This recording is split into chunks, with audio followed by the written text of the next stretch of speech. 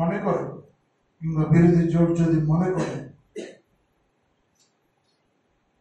যে অতীতের যে সমস্ত কার্যকলাপ তারা করেছেন অতীতে,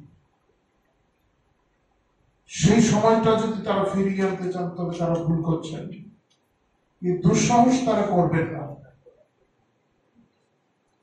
আমাদের বিশ্বাস আছে এই রাজ্যের মানুষের প্রতি যে কোনো ধরনের অপচেষ্টা যদি হয়, মানুষই তার প্রতিরোধ করে দেবে। পাশাপাশি সুরক্ষা কর্মীরা তো আছেই। দ্বিতীয় আরেকটি বিষয়,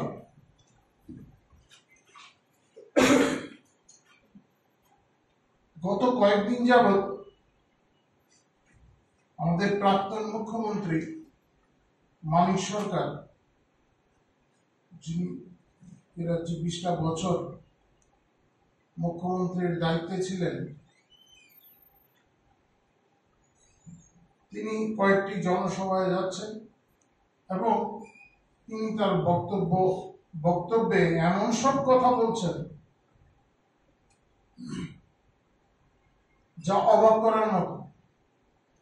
মানুষের মধ্যেও প্রশ্ন আসে। তিনি বলছেন ভারতীয় জনতা পার্টি আবার ক্ষমতায় আসলে নাকি দেশটা থাকবে না,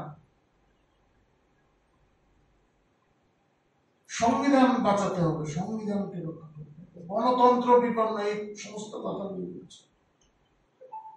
তিনি কোন দলের মানুষ? ভারতের কমিউনিস্ট পার্টি। এই কমিউনিস্ট পার্টির যে পার্টি সংবিধান আছে, তাতে কি উল্লেখ করা আছে? মানুষ বলছে, বারবার বলছি, আমরাও বলছি, এই পার্টির সংবিধানে লেখা আছে তাদের লক্ষ্য হচ্ছে এই দেশে একনায়কতন্ত্র প্রতিষ্ঠা করা। এত